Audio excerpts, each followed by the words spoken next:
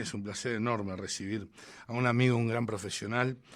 Él es abogado, bueno, fue presidente precisamente del Colegio de Abogados de la Ciudad Autónoma de Buenos Aires y fue titular de la ONG Será Justicia. Me estoy refiriendo a Máximo Fonrulla. Ante todo, felicidades y bienvenido, Máximo. Un placer enorme. Lo mismo digo, Silvio, un placer estar de nuevo con ustedes.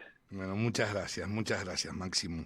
Bueno, lamentablemente cada vez que abordamos temas judiciales, a excepción de la condena contra Cristina, que recayó contra Cristina Fernández de Kirchner, que me parece lo más justo de los últimos tiempos, habrá que ver qué pasa con Otesur, los sauces, si finalmente Casación revierte el sobreseimiento de primera instancia o no, qué sé yo, no sé.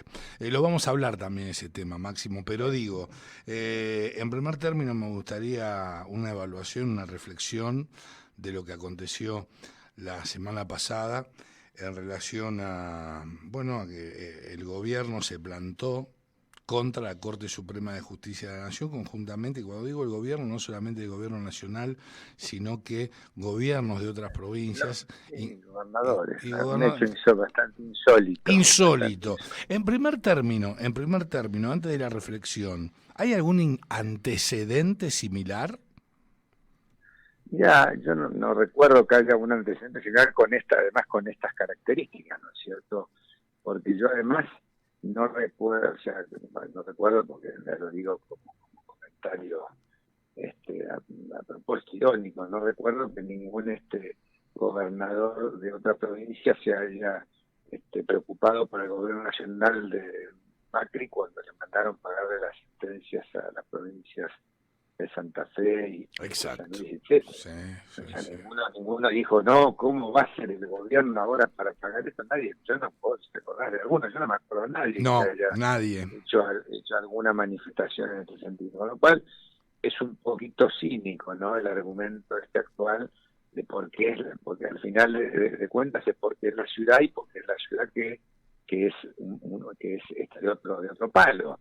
¿No es cierto? Porque también que esto sí lo recuerdo, me acuerdo cuando en algún momento se quiso mejorar la situación de la provincia de Buenos Aires, estando Vidal, el peronismo y las organizaciones se opusieron. Uh-huh. Después cuando en cambio a Kicillof le dieron, o sea, y en esto no quiero entrar en la justicia o no del sistema de coparticipación, porque la verdad es que la provincia de Buenos Aires está afectada, ¿no es cierto?, en función a lo que produce. Pero esta es otra historia, ¿no es cierto?, porque nunca nos debemos una ley de coparticipación que nunca tuvimos, que es lo que quiso la Constitución. Sí, pero hay giros discrecionales fenomenales para con la provincia de Buenos Aires. Bueno, por eso todo esto se compensa con los giros discrecionales que siguen estando. Y lo curioso de todo este tema es el argumento, ¿no? También el gobierno esta cosa de la cosa de manifestar una sorpresa, como diciendo, mirá lo que pasó.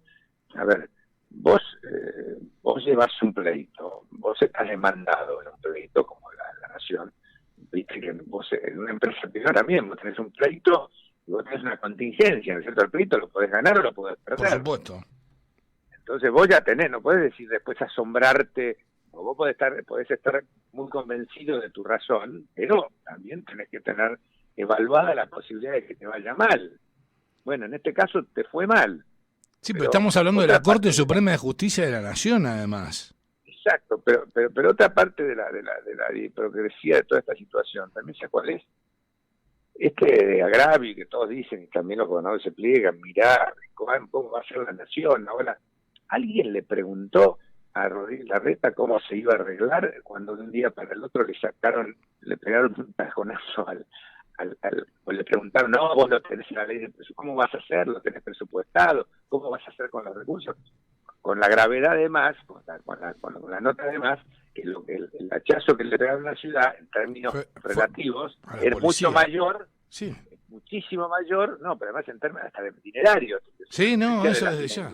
Sí. En términos económicos, era mucho más gravoso para la ciudad el cachetazo que le pegaron en su momento, y nadie se mortificó por eso, ¿viste? No, totalmente, pero digo, esta reducción fenomenal arbitraria, obviamente, por parte de Nación para con lo vinculado a la coparticipación en vinculación directa con Cava, este recorte fenomenal que ha sufrido, bueno, puso en riesgo el salario mismo, ¿sí? Claro. De la policía, nada más ni nada menos de la ciudad de Buenos Aires.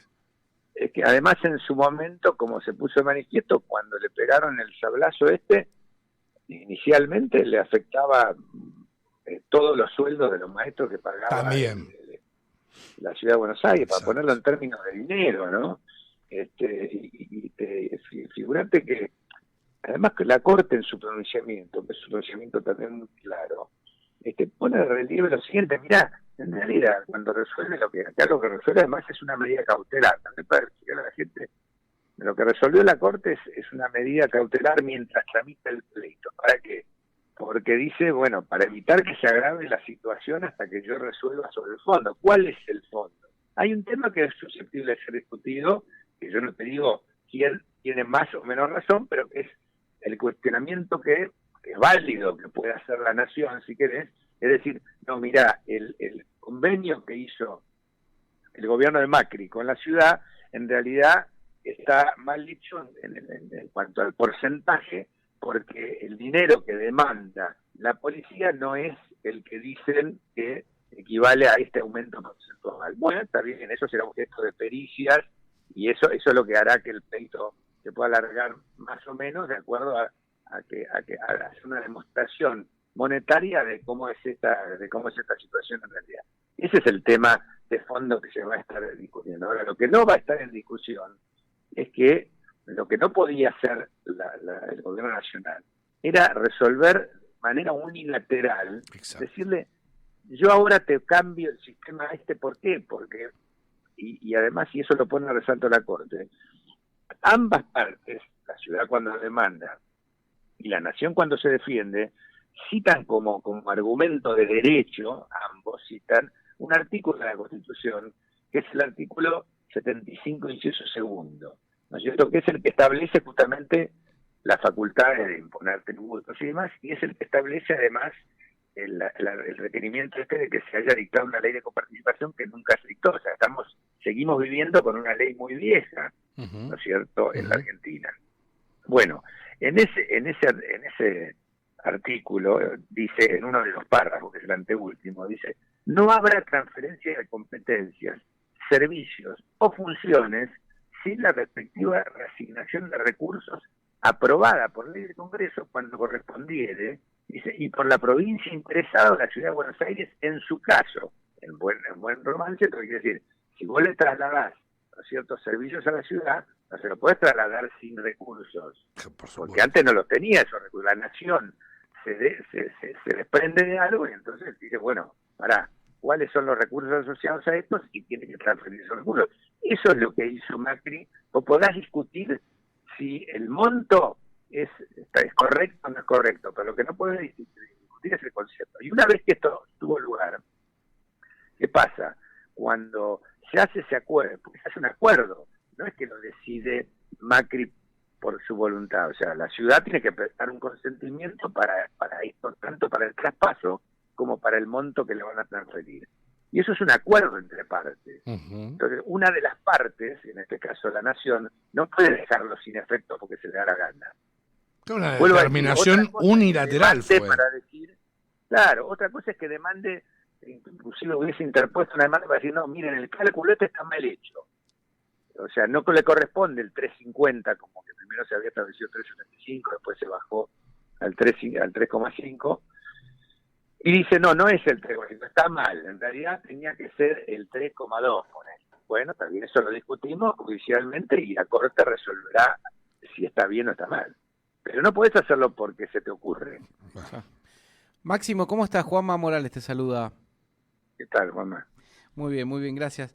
Ahora, Máximo, ¿cómo recae la responsabilidad jurídica a los funcionarios? O sea, ¿cómo es la cadena de responsabilidad? Porque lo que vimos es que la ciudad de Buenos Aires denunció penalmente y ahí incluía a Alberto Fernández, a Sergio Massa, a Silvina Batakis como directora del Banco Nación, a Guado de Pedro, ministro del Interior.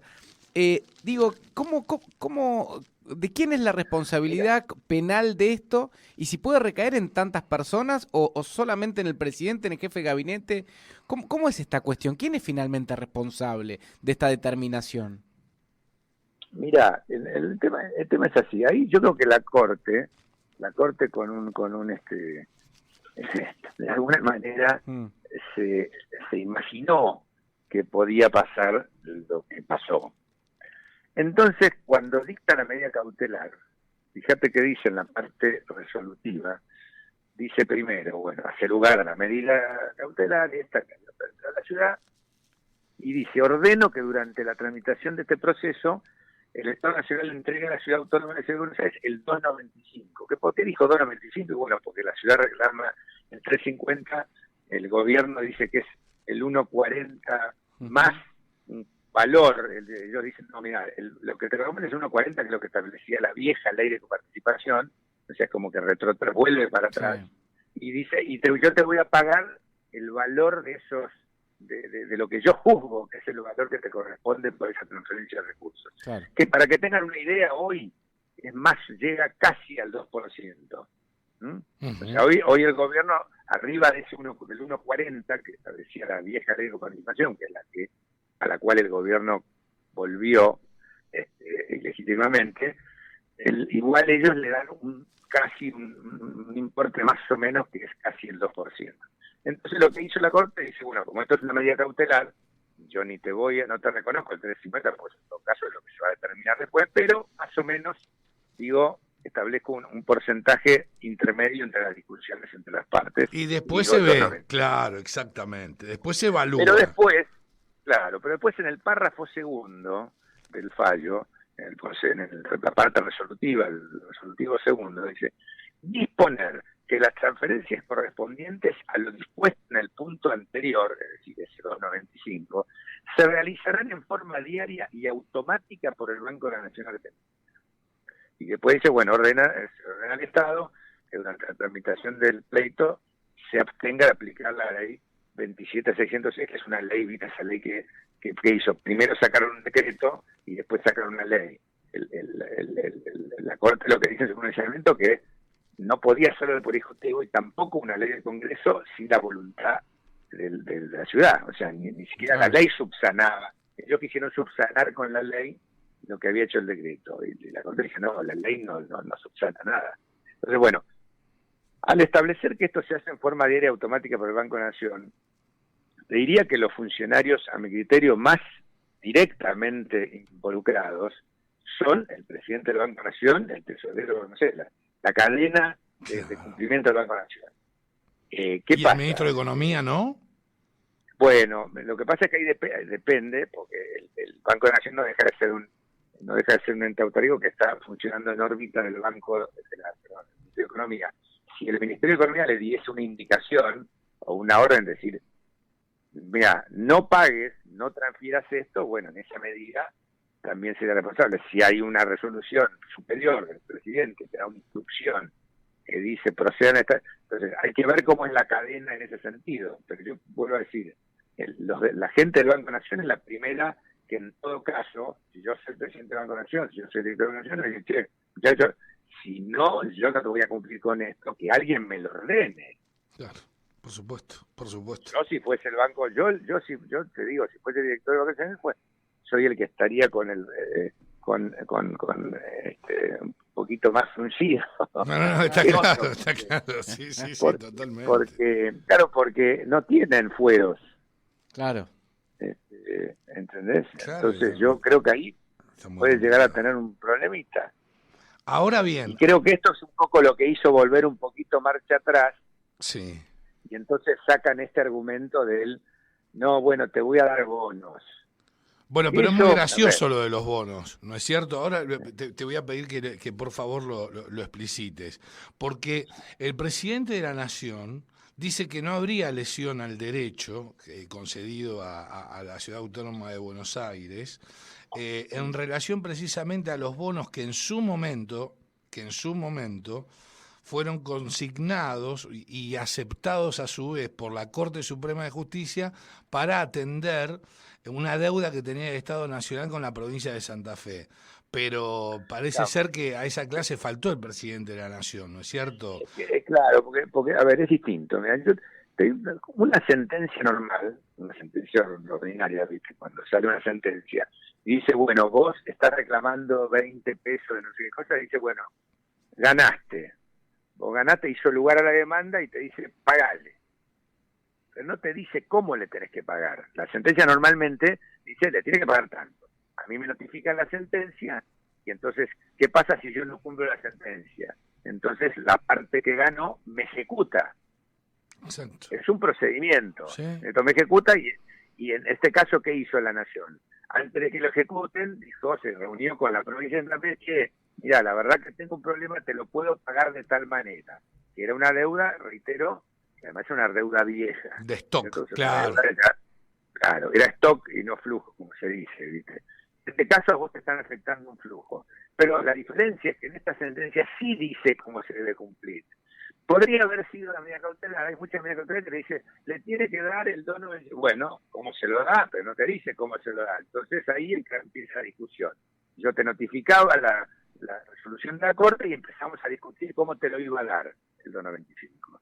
En cambio acá no te deja margen para eso. Porque vuelvo a decir, el resolutorio parte 2 te dice cómo se hace. Claro, por supuesto. De forma automática, diaria. No es interpretativa, digamos. Bueno, por eso es el fallo contra Santa Fe, perdón, a favor de Santa Fe, ellos no decían cómo vos le ibas a tener que pagar. Decía, le tenés que pagar, punto, pero no te decía cómo le tenés que pagar. Entonces, además ahí, no fue una determinación unilateral, no fue una... Por eso te digo. Hubo un acuerdo, como digo, claro. Claro, por eso te digo, en ese caso, vos, si el gobierno de Macri no cumplía, entonces para él iniciaban una ejecución, le embargaban la cosa, entonces ahí se sentó rápido la Nación, o trataron lo que sea, negociaron negociaron una cosa y acordaron una cosa. No fue unilateral, que la Nación dijo, te pago de esta manera y si no, andarle a... No, se pusieron de acuerdo, acá no te pusiste de acuerdo. No, está claro, está claro. Máximo, te hacemos pues acá hay otra discusión. Sí, por favor. Que supongo, que quiero suponer que, porque hoy el gobierno nacional, en realidad está transfiriendo recursos, como te decía, de ese 1.40 más un porcentaje, un monto que ellos consideran que es lo que le cuesta a la policía, que como decía, llega más o menos a los... Entiendo que los bonos esos serán por la diferencia hasta el 2.95, pues si fuese del total ya sería una locura económica, porque no te podrían estar ahí directamente hacer un agujero. Y el último argumento que te doy, si el gobierno dice yo tengo estos bonos, bueno, vendelos vos a los bonos y después dame la plata, claro, pero la que me corresponde. Claro, por supuesto. Y ahora sí, la última. Te decía, ¿en qué estado de situación ha quedado la petición por parte del gobierno nacional, del Ejecutivo? En rigor, no sé en qué estado de situación está, si finalmente pidieron o no la recusación de los jueces de la Corte Suprema de Justicia. Sí, mira, no tuve tiempo de leer los escritos porque salieron recién publicados, pero sé que plantearon la recusación y esa revocatoria in extremis que se llama. Sí, pero respecto de la recusación. Sí, con respecto al tema de la recusación decías, ¿no es extemporánea? El tema de la recusación es un tema totalmente improcedente, porque la recusación, ¿cuándo se hace? Previo al juicio. La recusación se hace por distintos motivos, ¿no es cierto? Podés hacerla porque hay razones de enemistad, por cuestiones. En ese caso vos siempre la tenés que hacer, dicen los códigos procesales, en la primera presentación. Es decir, cuando vos te iniciaron la demanda, vos ahí recusás. No recusás cuando te va mal. Entonces vos decís, el juez no me gustó. Entonces ahora lo recuso. ¿Y por qué lo recuso? Porque además es la última instancia, porque si vos te imaginás, si esto fuese una decisión de primera instancia o de segunda, recusalo a quien quieras, pero el que va a resolver es el que, o sea, vos tendrías, por eso fallo de primera instancia, te va mal, va a la Cámara, llega a la Cámara, y vos en la Cámara sí recusás por ahí, por alguna razón de las que dice el Código Procesal, a los jueces de Cámara, que además deberían poder recusar no a toda la sala, que son normalmente 3, sino a 1 o 2, o los 3, si tuvieses alguna cuestión, pero tenés que hacerlo, bien llega el expediente a la Cámara. En estos casos, ninguna de estas dos cosas se verifica. Y la otra es ellos dicen, aparentemente dicen que habría prejuzgado. Bueno, por ese criterio no se dictaría ninguna medida cautelar, porque siempre que se dicta una medida cautelar, las medidas cautelares estas dentro del marco del proceso tienen dos presupuestos. Una cosa que se llama, lo que se llama la verosimilitud en el derecho, ¿qué quiere decir?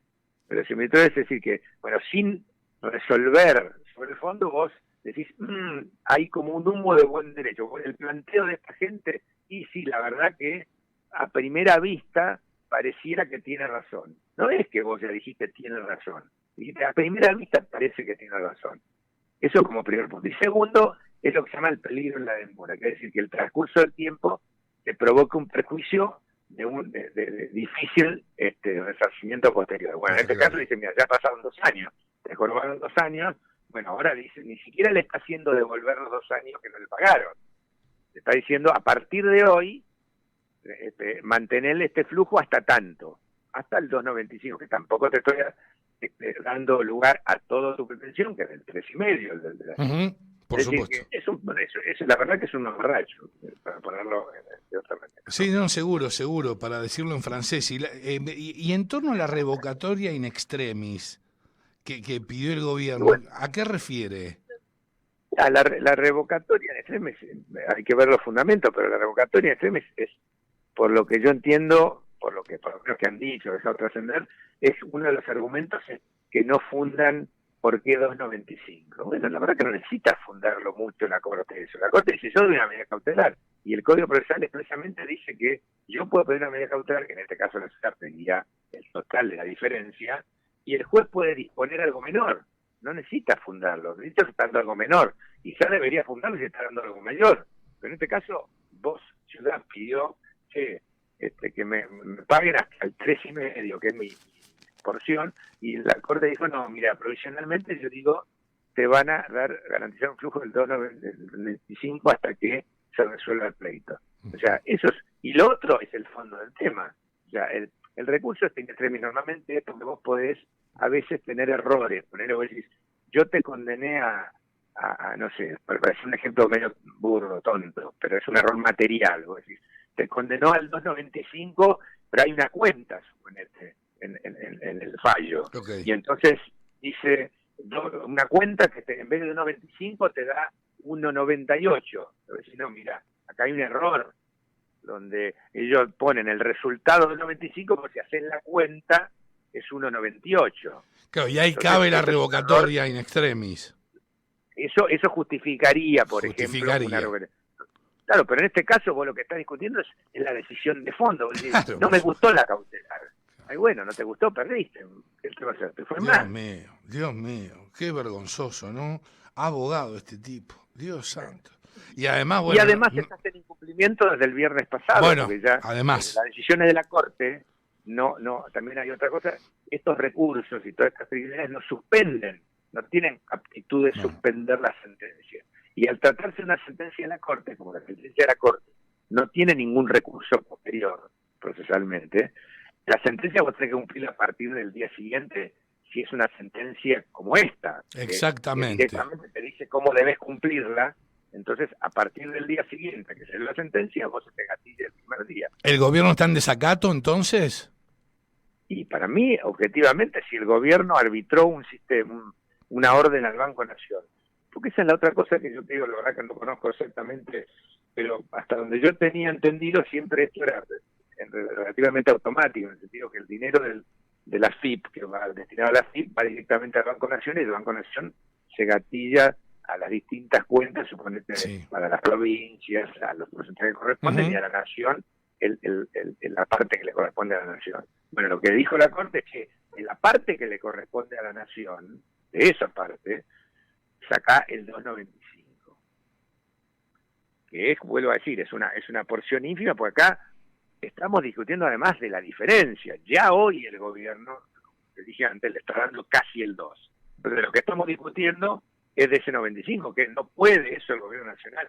Sí puede reaccionar, ¿sabes? La reacción de partida que hacen a final, por supuesto que van a sacar la plata de otro lado, ¿cierto? Y sí, bueno, dejarás de hacer una obra, dejarás de hacer algo, pero vos también sos responsable. Si vos hiciste algo mal, hacete cargo. Claro, por supuesto, por supuesto. Muy, muy claro. Máximo, te agradecemos infinitamente, te deseamos un hermoso 2023 y como me gusta decir en cada brindis, te deseamos abundancia espiritual y material. Muchísimas gracias, Silvio y Juan Manuel, que tengan un muy lindo 2023 y a toda la gente que nos escucha también. Muchísimas gracias Máximo por todo, abrazo gigante. Felicidades, hasta abrazo, luego, adiós. Bien, lo escuchabas al doctor Máximo Fonrouge, expresidente